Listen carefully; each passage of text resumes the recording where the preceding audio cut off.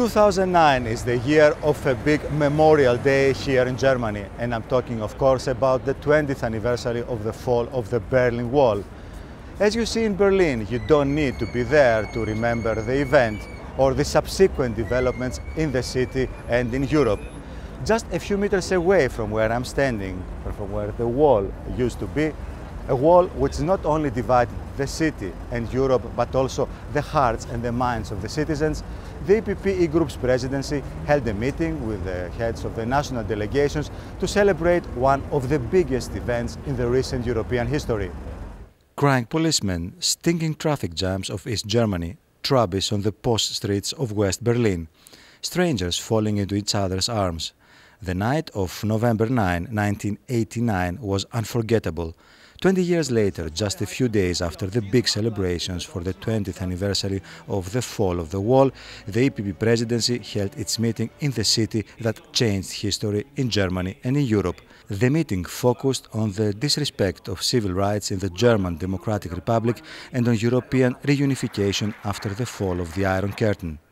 Werner Langen, chairman of the CDU-CSU delegation in the European Parliament, talked about the very strong connection between German and European reunification. Die europäische Einigung und die deutsche Einheit gehören zusammen. European unification and German reunification belong together. They are two sides of the same coin. Germany couldn't be reunited without being a member of the European Union, and Europe couldn't be enlarged without German reunification. It's a very happy day for us. We are happy that we have, as active members of the European Union, a lot of colleagues from East and Central Europe. We work very closely together, and we're thankful to everyone who contributed to the fall of the Berlin Wall and, of course, to the wise decision of George Bush, Helmut Kohl and Mikhail Gorbatschow. Und nicht nur für die sicher weisen Entscheidungen der führenden Staats- und Regierungschefs, angefangen von George Bush Senior über Helmut Kohl bis zu Gorbatschow. Markus Ferber, co-chairman of the CDU-CSU delegation in the European Parliament, said that the people fought for their right to be free, for the respect of their civil rights, values which the EPP stands for. He also referred to the heritage of the events which took place 20 years ago. Of course, we have new challenges to deal with. We have an economic crisis for the moment. We have to reform the financial sector, and one could think, oh, in the good old times we didn't have to face with those problems. But on the other hand, what has been developed in the last 20 years, a real single market in the European Union for 27 member states, for 500 million people living in freedom, in peace together, with chances for the future no generation before ever had. I think that is the main heritage, remembering on those days we have to celebrate for the moment.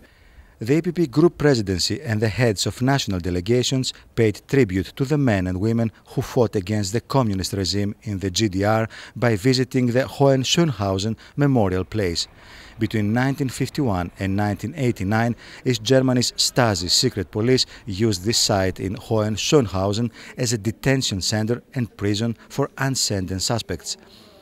Holding mainly political prisoners, it was infamous for its regime of physical and psychological torture meted out to inmates.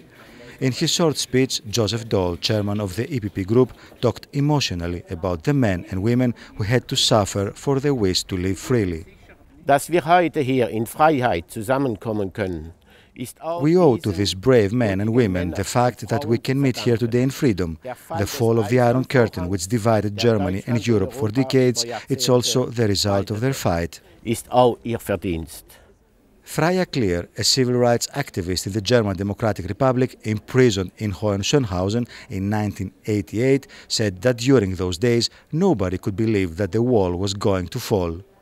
At that time nobody could imagine that the wall is falling down in any time. Yes, nobody. I can't remember anybody who had such a thought, such a thinking. It was very fixed, and lots of soldiers from the Red Army, from the Russian, was standing in East Germany, so there was no idea about. The 9th of November is the happiest day in the recent history of Germany, said German Chancellor Angela Merkel.